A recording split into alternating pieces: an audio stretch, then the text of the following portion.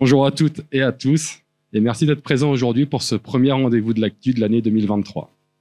Je m'appelle Florent Largenton, et aujourd'hui, j'ai le plaisir de vous présenter avec Claire Rousseau. Bonjour à tous. Le sujet suivant, l'égalité homme-femme et le système de retraite français.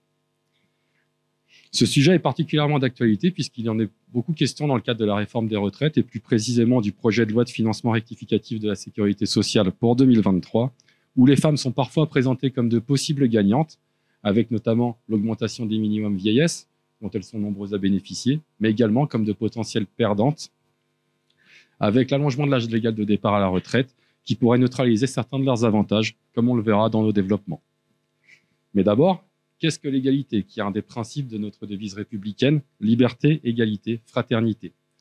C'est un principe à valeur constitutionnelle puisqu'il figure dans la Déclaration des droits de l'homme et du citoyen qui dispose que la loi doit être la même pour tous. Ainsi, les personnes dans la même situation doivent être traitées de la même manière, ce qui induit l'importance de la lutte contre les discriminations. Cependant, pour rétablir une égalité insuffisante, on peut envisager des différences de traitement, ce qui rapproche alors la notion d'égalité de celle d'équité, par exemple avec des systèmes de quotas, et donc qui a pour objectif de faire de l'égalité formelle une égalité réelle. Si on s'attarde plus sur l'égalité femmes-hommes, nous avons choisi avec Claire de retenir la définition de l'Agence canadienne du développement international, qui nous a paru particulièrement adaptée au sujet. Selon cette définition, l'égalité femmes-hommes signifie que les femmes et les hommes ont le même statut et qu'ils bénéficient des mêmes conditions pour réaliser pleinement leurs droits fondamentaux et leur potentiel pour pouvoir contribuer au développement national, politique, économique, social et culturel et bénéficier des résultats. Pourquoi cette décision nous est apparue pertinente? Parce qu'elle met bien en avant la nécessité de disposer de conditions qui permettent de réaliser pleinement l'exercice de ces droits et surtout ensuite de bénéficier des résultats de notre participation à la vie à la fois sociale et économique. En effet, dans notre société, la situation des femmes et des hommes est historiquement inégalitaire. Ainsi, si on prend l'exemple des droits civiques, le suffrage universel masculin a été proclamé en 1848, mais il a fallu attendre presque un siècle pour proclamer celui des femmes en 1944. On peut également prendre l'exemple du statut de l'autorité parentale, qui a été réformé uniquement en 1970, date à laquelle l'autorité parentale conjointe s'est substituée à l'autorité paternelle. On a choisi dans ce slide de faire un focus sur les mesures qui ont favorisé l'égalité femmes-hommes en matière d'emploi. L'emploi est prépondérant dans les droits à la retraite et l'emploi est particulièrement inégalitaire également historiquement. Donc, je vous ferai un focus sur deux principales lois qui nous ont semblé essentielles dans l'atteinte d'égalité femmes-hommes en matière d'emploi et donc par extension de droits à retraite. D'abord, la loi Roudy de 1983 qui réaffirme le principe d'égalité dans tous les champs professionnels, de la rémunération à la promotion à l'embauche, et puis également qui met en œuvre un rapport annuel de situation comparée entre les femmes et les hommes qui permet de formaliser et de quantifier les inégalités professionnelles dans l'entreprise. Et puis, plus récemment, une loi dont on a tous entendu parler, la loi pour la liberté de choisir son avenir professionnel de 2018, qui met en œuvre le fameux index d'égalité femmes-hommes qui permet de noter les entreprises de plus de 50 salariés quant à cette égalité et, le cas échéant, de potentiellement sanctionner certaines d'entre elles. Merci Florian pour ces éléments. Nous allons maintenant voir l'organisation du système de retraite français. Donc la retraite est basée sur le travail et l'égalité professionnelle entre les sexes et donc déterminante quant à la question de l'égalité femmes-hommes au moment de la retraite. Donc le système de retraite français est composé d'une pluralité de régimes, comme on peut le voir sur cette diapositive, avec des régimes dits de base et des régimes dits complémentaires. À ces régimes de retraite, on peut également rajouter des régimes supplémentaires facultatifs, des régimes dits supplémentaires dont on ne parlera pas précisément dans cette présentation. Donc, les régimes de retraite obligatoires reposent sur une technique de financement particulière, donc celle de la répartition. Ça signifie que les cotisations recouvrées au titre des régimes de base et complémentaires servent à payer les pensions des retraités au cours de la même période. Il s'agit donc d'un système dont l'équilibre financier est déterminé par le taux de dépendance démographique, à savoir le rapport entre le nombre d'actifs cotisants et le nombre de retraités. À compter des années 1990, les régimes de retraite obligatoires se sont trouvés confrontés au vieillissement de la population et à la persistance d'un taux de chômage élevé. Dans ce contexte, le taux de dépendance démographique s'est progressivement dégradé et il est actuellement de 1,7 actifs pour un retraité. Auparavant, le financement d'une pension de retraite reposait sur l'effort de 4 personnes, alors qu'aujourd'hui, il ne repose que sur l'effort de presque de moins de 2 personnes. C'est pourquoi la sauvegarde financière du système de retraite est devenue un défi récurrent. Et cela a conduit à des financements supplémentaires, notamment avec les subventions d'équilibre versées par l'État, mais ça a également amené à rendre le système de retraite de plus en plus exigeant en termes de contributions. Donc bien que le système de retraite, qui représente aujourd'hui environ 346 milliards d'euros, ait été présenté comme excédentaire en 2022, il est régulièrement déficitaire et fortement dépendant du contexte économique. Pour autant, ce qu'on peut noter, c'est que cette technique de financement par répartition n'a pas été remise en cause et constitue un élément fondamental de notre système de retraite. Et c'est une technique qui permet d'avoir un système qui repose à la fois sur une solidarité intergénérationnelle et sur une solidarité socio-professionnelle. Donc les actifs cotisent en vue de financer les pensions, mais également en vue d'acquérir des droits à la retraite qui seront calculés en fonction des trimestres et des points acquis. Ces droits sont étroitement dépendants de l'activité professionnelle. Or, pendant longtemps, les femmes ont été exclues de ce champ et rencontrent encore aujourd'hui des difficultés pour acquérir des droits identiques à ceux des hommes. Donc c'est pourquoi nous avons souhaité nous poser la question suivante: le système de retraite français favorise-t-il l'égalité entre les femmes et les hommes? Donc merci Claire. Et effectivement, pour répondre à cette question, on a souhaité articuler nos développements en 2 parties, en abordant en premier lieu le fait que malgré les évolutions favorables aux femmes, le système français de retraite n'indique pas des inégalités acquises durant la vie professionnelle, ou en tout cas pas totalement, avant de présenter dans une deuxième partie les perspectives qui existent pour atteindre une égalité réelle entre les femmes et les hommes à la retraite. Donc je laisse maintenant la parole à Claire qui va vous exposer les constats autour de l'égalité femmes-hommes. Donc c'est vrai qu'il y a eu des évolutions favorables aux femmes. Pour autant, le système de retraite français n'arrive pas à endiguer les inégalités acquises au cours de la vie professionnelle. Donc au cours des dernières années, il y a eu des évolutions sociétales et juridiques qui sont allées dans le sens d'une réduction des inégalités entre les femmes et les hommes. Et le système de retraite a été un levier pour permettre aux femmes d'acquérir des droits. Donc une des premières évolutions a été de permettre aux femmes d'accéder à un emploi. Et l'écart entre le taux d'emploi des femmes et des hommes s'est progressivement réduit à tous les âges à partir de l'année 1975. Et cela peut s'expliquer par 2 choses. Déjà, le fait qu'en 1965, les femmes ont acquis le droit de travailler sans l'autorisation de leur mari, mais cela peut également s'expliquer par une baisse de la fécondité. Par ailleurs, la création en 2005 du statut de conjoint collaborateur a permis de reconnaître l'activité professionnelle de nombreuses femmes conjointes de travailleurs indépendants. Et en tant que collaborateur, le conjoint d'un artisan ou d'un commerçant verse des cotisations en matière de retraite et d'invalidité décès et bénéficie en contrepartie de droits propres. Face aux considérations croissantes en termes d'égalité femmes-hommes, de multiples dispositifs ont été mis en place au sein du système de retraite pour favoriser l'égalité entre les femmes et les hommes. On peut distinguer dans un premier temps des dispositifs qu'on pourrait qualifier plutôt d'implicites, parce qu'ils n'ont pas été créés avec un objectif affiché de réduire les inégalités entre les femmes et les hommes, bien qu'ils y contribuent en grande partie.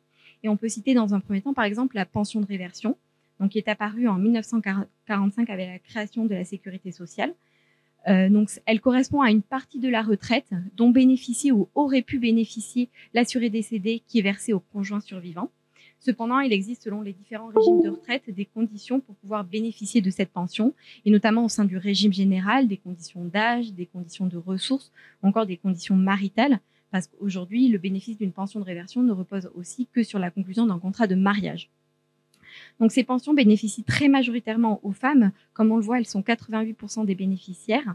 Et ce dispositif participe donc à réduire les inégalités de montant de pension, notamment entre les femmes et les hommes. Il existe un autre dispositif, notamment, qui participe de manière implicite à limiter les inégalités entre les femmes et les hommes. Donc le minimum contributif, aussi appelé MICO, qui est apparu en 1983 et qui avait pour objectif de garantir un minimum de pension pour les assurés qui, bien qu'ayant travaillé un certain nombre d'années, n'avaient acquis en cotisant sur des salaires faibles qu'une faible retraite de base. Donc c'est un dispositif qui est lui aussi implicite parce qu'il bénéficie en plus grande partie aux femmes. En effet, selon l'adresse, en 2016, elles étaient 80% des bénéficiaires.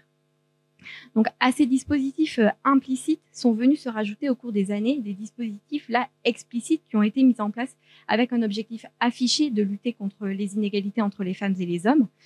Et en effet, la notion de droits familiaux est apparue véritablement au sein de la branche vieillesse en 1971 avec la loi Boulin, avec un double objectif, faciliter le départ à la retraite plus tôt, mais également majorer des droits à pension pour les femmes.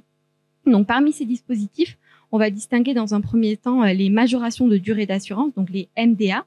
Donc cela consiste à majorer la durée d'assurance des mères en fonction du nombre d'enfants, que celles-ci aient ou non interrompu leur activité professionnelle pour les élever dès lors qu'il y a eu une cotisation à l'assurance vieillesse. Et cela se concrétise en réalité par l'acquisition de trimestres supplémentaires validés par enfant. On peut évoquer aussi un autre dispositif, donc l'AVPF, donc l'assurance vieillesse des parents au foyer, qui elle a été instituée par la loi du 3 janvier 1972 et qui se dénommait à l'origine l'assurance vieillesse des mères de famille. Donc, elle garantit parfois, donc, sous conditions de ressources, comme pour la prestation partagée d'éducation de l'enfant qu'on appelle aussi prépare, sous conditions de ressources, la constitution de droit à la retraite à l'assuré qui interrompt ou réduit son activité pour pouvoir s'occuper de son ou de ses enfants. Et enfin, il nous a également paru important de mentionner la majoration de la pension de retraite pour enfants. Ce dispositif est le plus ancien des avantages familiaux pour retraite. Il a été institué dès la création du régime général de la sécurité sociale en 1945 et les modalités de calcul sont variables selon les régimes. Par exemple, dans le régime général et dans le régime agricole, la pension de vieillesse est majorée de 10% pour 3 enfants ou plus. Donc, nous allons voir maintenant, malgré la mise en place de ces dispositifs, la persistance des inégalités entre les femmes et les hommes. Merci Claire. Donc, effectivement, malgré des mesures implicites ou explicites qui ont été favorables aux femmes en matière de retraite, mais également malgré les évolutions du marché de l'emploi, on constate que la situation aujourd'hui à la retraite concernant les pensions est inégalitaire entre femmes et hommes. On a choisi pour exposer ce constat la donnée qui nous a paru la plus flagrante, qui est l'écart du montant des pensions. Si on prend en compte les pensions de droit direct et de droit dérivé, les pensions de base et complémentaires, l'écart est en moyenne 25% défavorable aux femmes. Si maintenant on prend en compte uniquement les pensions de droit direct, les femmes étant les principales bénéficiaires, comme Claire l'a dit, des pensions de réversion, cet écart monte à 37% pour l'année 2020. Il faut quand même avoir en tête que cet écart tend à diminuer. En 2005, pour les pensions de droit direct, il s'élevait à 45%, mais il demeure significatif pour différentes raisons qui s'expliquent tant par des facteurs d'ordre professionnel que par des facteurs familiaux. Les femmes qui partent aujourd'hui à la retraite ou qui partiront encore les quelques années à venir ont globalement connu un marché de l'emploi qui leur a été défavorable. Il y a une quarantaine d'années, l'écart, le salaire moyen entre hommes et femmes pour une activité à taux plein était autour de 30%. Aujourd'hui, même si ça s'est résorbé, il demeure supérieur à 15%. De plus, les femmes qui partent à la retraite sont moins représentées dans les catégories socio-professionnelles supérieures. Ainsi, selon une étude de la CNAF de 2021 sur les départs à la retraite en 2017, on avait uniquement 8% de femmes cadres parmi les femmes qui sont parties à la retraite en 2017, mono-affiliées au régime général, alors qu'il y avait à peu près 18% d'hommes dans la même situation. Également, on peut mettre en avant le temps partiel, qui est majoritairement encore féminin. Elles sont en moyenne 3 fois plus à temps partiel que les hommes, ce qui forcément ensuite amoindrit leur droit à retraite. On peut également noter une différence dans la répartition des charges familiales, et notamment à la cessation d'activité suite à l'arrivée d'un enfant. Ainsi, une étude de l'INSEE de 2013 mettait en avant le fait qu'en 2010, suite à l'arrivée d'un enfant, seulement un homme sur 9 cessait ponctuellement ou diminuait ponctuellement son activité, contre une femme sur 2. Donc, ce qui prouve que le modèle de l'homme pourvoyeur principal de revenus et de la femme variable d'ajustement dans le cadre de l'augmentation des charges familiales demeure relativement vif. Si on se concentre plus en détail sur ces inégalités, elles ne sont pas homogènes au sein des différents régimes et des différents secteurs d'activité.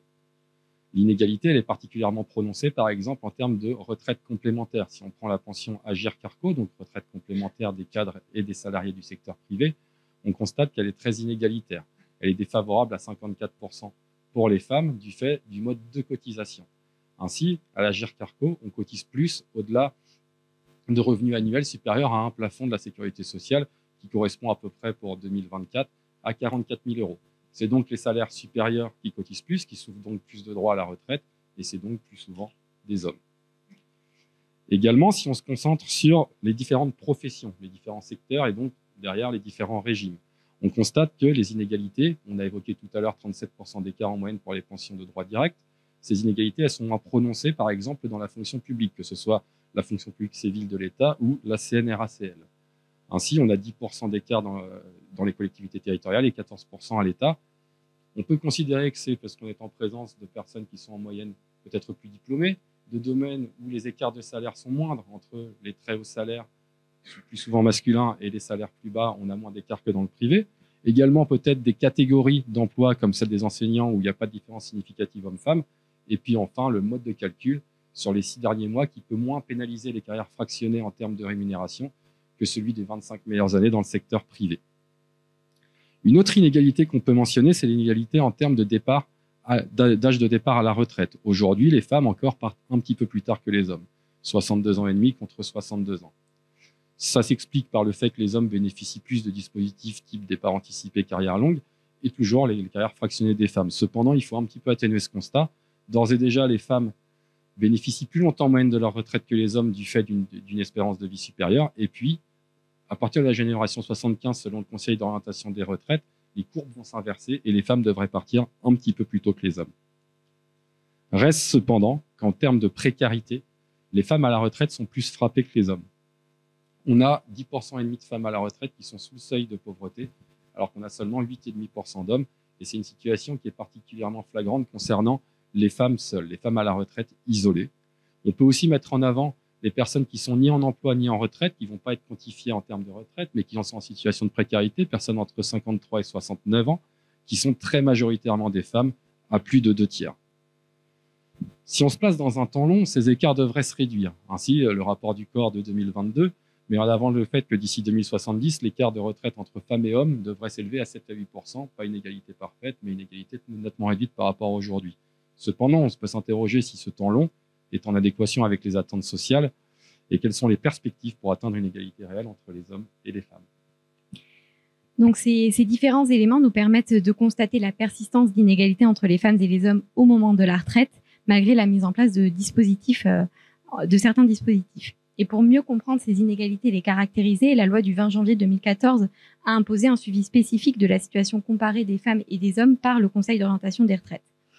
Or, et ce qu'il faut aussi avoir en tête, c'est que cette situation n'est cependant pas un cas isolé en Europe. La Suède, qui a pendant longtemps été un modèle de référence avec la définition du montant de pension selon l'espérance de vie et ou la croissance économique. Pour autant, la pension de retraite en droit propre des femmes suédoises représente aujourd'hui 71% de celle des hommes. Donc maintenant que nous avons présenté les différents constats en matière d'égalité femmes-hommes au moment de la retraite, nous allons évoquer les perspectives ainsi que les leviers à mobiliser pour atteindre une égalité réelle entre les femmes et les hommes. Donc, une des perspectives qui est apparue notamment au fil des réformes de retraite a été et encore de travailler sur le statut des femmes.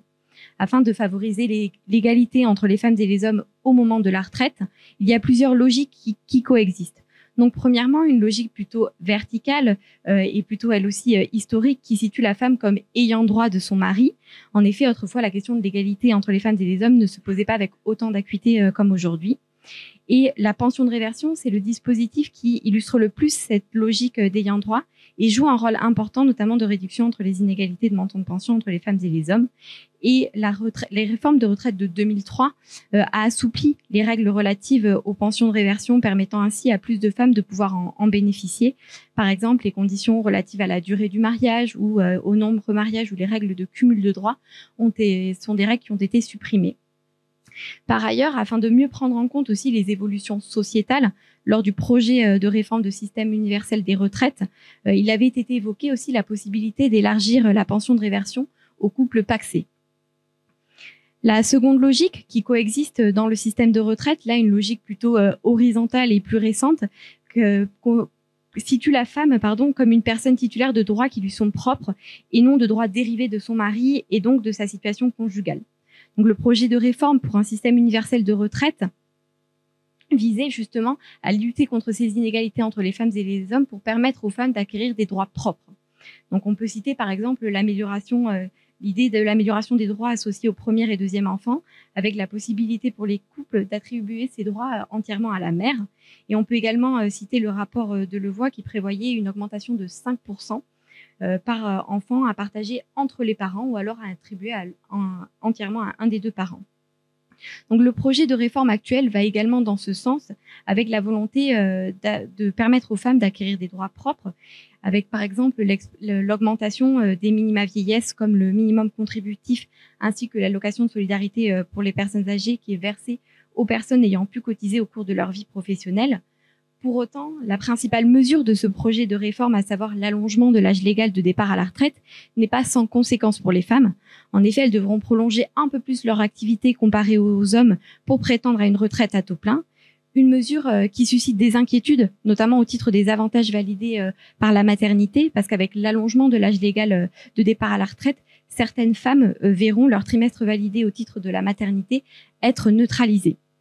Donc l'acceptation d'une telle réforme nécessite de définir les objectifs afférents à de tels dispositifs, à savoir notamment ces majorations de durée d'assurance. Est-ce qu'on considère que ces majorations sont un droit acquis pour toutes les femmes, ou alors est-ce qu'on visualise plutôt ces majorations comme une garantie pour compenser les carrières les plus courtes et par conséquent notamment celles des femmes les plus vulnérables? On pourrait envisager aussi, pour aider les femmes, non pas en termes de montant de pension, mais en termes de départ à la retraite, un âge différencié selon les femmes et les hommes. Et c'est notamment le choix qui avait été fait en Autriche, puisque l'âge de départ à la retraite pour les hommes était de 65 ans et pour les femmes de 60 ans. Pour autant, on peut quand même se poser la question pour savoir si c'est vraiment adapté à notre modèle social, d'autant plus qu'aujourd'hui, l'Autriche fait un petit peu machine arrière. Donc à présent, Florian va vous exposer les différents leviers à mobiliser, notamment pour favoriser une meilleure égalité réelle entre les femmes et les hommes. Merci. Donc, comme on l'a exposé, pour favoriser l'égalité femmes-hommes en matière de retraite, on peut agir directement sur le système de retraite. Mais il existe également deux autres leviers essentiels dont on a déjà beaucoup parlé, qui sont la politique de l'emploi et la politique familiale. En effet, ce sont les inégalités professionnelles qui font les inégalités à la retraite. Et même si la situation des femmes s'est améliorée en termes d'emploi, aujourd'hui, les femmes sont en moyenne plus diplômées de l'enseignement supérieur que les hommes, ce qui laisse présager encore des améliorations à l'avenir. La situation professionnelle n'est pas encore parfaite. Donc, les droits à la retraite, ensuite, ne le seront pas. Si on cite l'index d'égalité femmes-hommes pour 2022, on a seulement 2% des entreprises qui atteignent un score de 100, un score parfait, qui signifie une égalité parfaite en entreprise.